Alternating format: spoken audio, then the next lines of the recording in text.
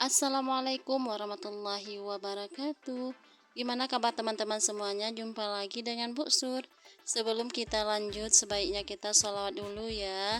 Allahumma sholli ala Sayyidina Muhammad wa ala ali Sayyidina Muhammad. Semoga Allah limpahkan kesehatan, kebahagiaan, dan dilancarkan rezekinya, dimudahkan jalan urusannya, serta apa yang kita cita-citakan terwujud sesuai harapan. Amin ya rabbal alamin. Nah, teman-teman, saya awali kegiatan saya di dapur sederhana. Mau saya makeover meja kompor dan juga nanti mau saya pasang stiker kompor. Baiklah teman-teman, di sini saya pasang karpet dulu di meja kompor. Ini karpetnya saya beli kemarin itu semeter setengah, 1 meter itu harga 22.000 kalau nggak salah saya ya teman-teman. Tapi karpetnya ini memang udah terakhir, jadi lebih 1 meter setengah kata penjual. Ambil aja semuanya, saya kasih harga 33.000.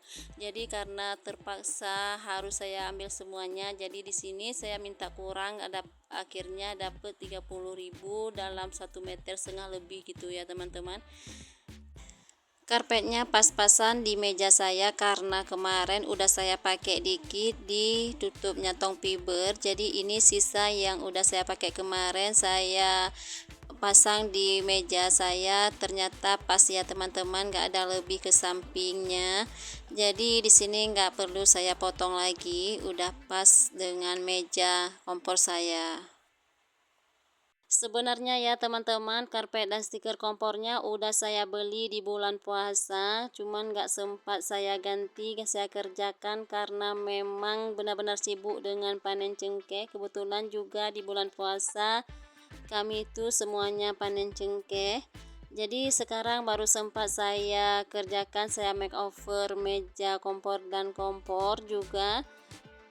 Ini pun saya kerjakan selepas sholat asar karena tadi sekitar jam 2 selepas zuhur saya tuh pergi ngaji dulu. Kebetulan pengajian hari ini cepat selesai, jadi sholat asarnya di rumah. Setelah itu baru saya kerjakan makeover meja kompor dan ganti gorden juga selepas sholat asar. Oh ya teman-teman, jangan salfok dengan barang yang di bawah meja itu semuanya ada, jadi udah penuh seperti kapal gitu ya. Jadi sekarang itu udah sampai tabung gasnya saya masukin di bawah meja juga, karena kalau dulu itu tabung gasnya saya naruh di samping meja. Waktu saya pasang gorden meja itu kurang menarik ya teman-teman, nggak rapi karena keganjal dengan tali gasnya. Tapi sekarang udah saya rapiin barang-barang semuanya agar tersisa tempat untuk saya naruh tabung gasnya di bawah meja supaya rapi gitu, nggak kelihatan. Jadi semuanya itu bisa ketutup dengan gorden meja. Oke, ini udah selesai, saya pasang gordennya dan juga saya pasang pakunya biar ketat gordennya ya teman-teman, jadi nggak kendor kemana-mana. Oke, lanjut lagi ya teman-teman. Di sini saya mau pasang stiker dinding. Kemarin itu di sini di belakang meja kompor. Jadi kalau di belakang meja kompor itu saya nggak pasang ya teman-teman untuk menghemat stiker dindingnya. Dan sekarang ini kan udah saya ubah posisi meja kompornya. Jadi di sini saya pasang kembali stikernya biar kelihatannya rapi. Oke, di sini saya lanjut lagi mau pasang stiker kompor. Sebenarnya ya teman-teman udah pernah sekali saya pasang stiker kompor, cuman kemarin itu saya kurang ngerti dan kurang berpengalaman juga. Setelah saya pasang stiker kompor, langsung ada acara kenduri di rumah. Jadi saya masaknya, saya kasih hidupin apinya besar dengan tujuan supaya masakan saya itu cepat mateng. Ternyata ya teman-teman, setelah semuanya masakan saya selesai, saya bersihin kompor, saya lihat di bawah tungkunya itu udah hitam, udah kebakar stikernya. Maka dari itu saya buka stikernya dan di sini saya coba pasang yang lain. Ternyata ya teman-teman, kalau kita pasang stiker di kompor itu apinya nggak boleh besar, hanya kita pakai api sedang-sedang aja. Ini yang kedua kalinya ya teman-teman saya pasang stiker kompor. Kemarin itu udah pernah sekali, cuman belum puas pemakaian sudah rusak.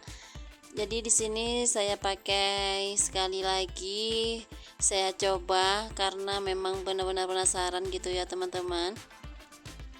Soalnya ya teman-teman, saya lihat di video teman-teman yang pasang stiker kompor, awal-awal videonya itu masih stiker kompornya, kemudian video selanjutnya saya lihat stiker kompornya udah dibuka.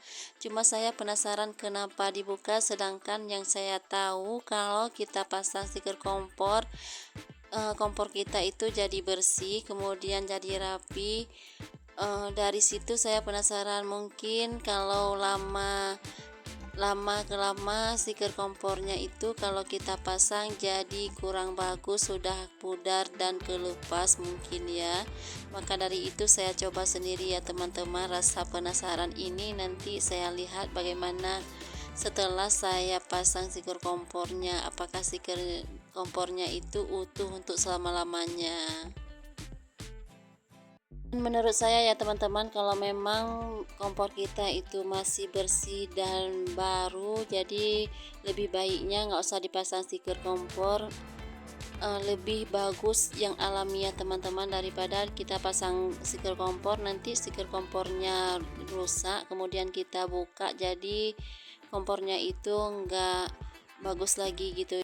Oke, ini udah selesai saya makeover kompornya. Sekarang lagi saya cek-cek apinya apa masih hidup, karena ya teman-teman, tadi waktu saya angkat ganti posisi mejanya, tabung gasnya nggak saya keluarin, tetap aja di bawah meja. Sekalian tadi saya angkat dengan meja-mejanya.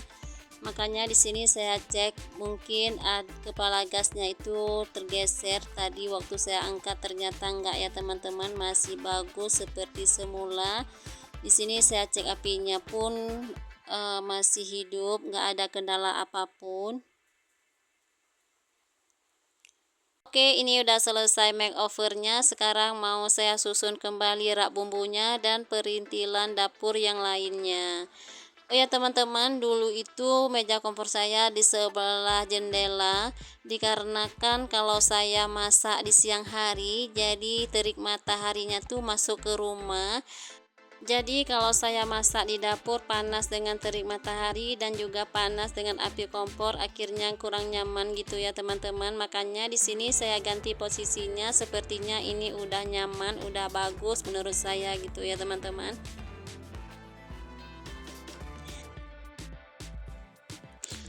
Oke, lanjut lagi, mau masak sederhana aja. Di sini mau saya rebus ikan, ada beberapa ekor, jadi mau saya buat ikan kemamah ya teman-teman. Nggak tahu di tempat kalian itu sebutannya ikan apa, yang pastinya yang saya tahu kayaknya ikan kayu gitu ya. Soalnya ya teman-teman, saya buat ikan kemamah ini karena cuaca sangat mendukung, matahari di tempat saya itu sangat terik. Karena ikan kemamah ini direbus dulu kemudian dijemur, nantinya setelah kering bisa dimasukin kulkas, jadi kapan perlu ikan ataupun kita nggak ada lauknya bisa kita buatin untuk menu sarapan. Oke, ini ikannya mau saya naruh di atas panggangnya, dan di atas kompor ada ikan rebus karena di luarnya ada api yang sudah habis jadi bara gitu ya teman-teman. Jadi di sini saya lanjut mau buat sambal kecapnya, karena kalau misalnya ikan bakar pasti cocoknya dengan sambal kecap. Dan di sini udah selesai semuanya, juga ikannya sudah masak. Saya akhiri. Assalamualaikum warahmatullahi wabarakatuh.